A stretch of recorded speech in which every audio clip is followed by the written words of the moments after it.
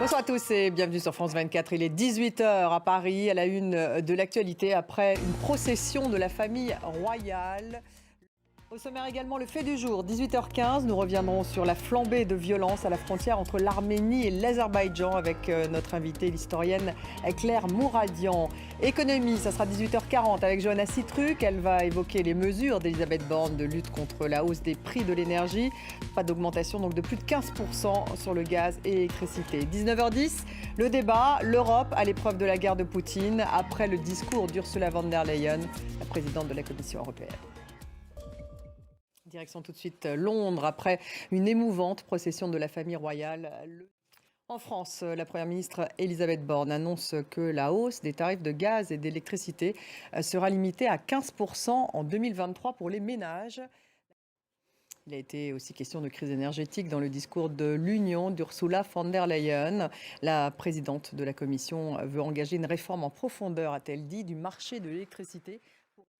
Alors c'était bien sûr sur l'énergie, ce qu'on vient d'entendre, Bruno, parce qu'il y avait deux volets dans ce discours. À la fois, elle est revenue vraiment sur les valeurs démocratiques de l'Europe face aux autocraties, donc face bien sûr à l'autocrate Poutine. Et puis cette crise énergétique, dans ce discours, elle a révélé un certain nombre de mesures. On commence par quoi alors? Démocratie versus autocratie. D'abord, effectivement, c'était un discours très engagé. D'abord, on l'a vu, elle était habillée aux couleurs de l'Ukraine. Merci Bruno.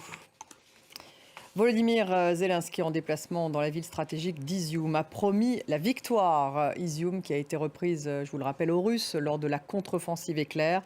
Moscou, de son côté, s'est dit déterminé de continuer à bombarder l'Ukraine. L'aide militaire américaine à Kiev a été clé dans cette contre-offensive. On fait le point.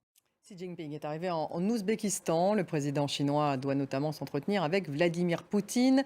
C'est une nouvelle étape après sa visite d'État au Kazakhstan. Dans le reste de l'actualité, la France condamnée par la Cour européenne des droits de l'homme pour ne pas avoir ramené de Syrie des familles de djihadistes français. C'est un revers pour Paris qui devra verser notamment 18 000 € à l'une des familles de requérants et plus de 13 000 € à l'autre au titre de frais et dépenses. La France, on l'apprend à l'instant, prend acte de cette condamnation et elle agit.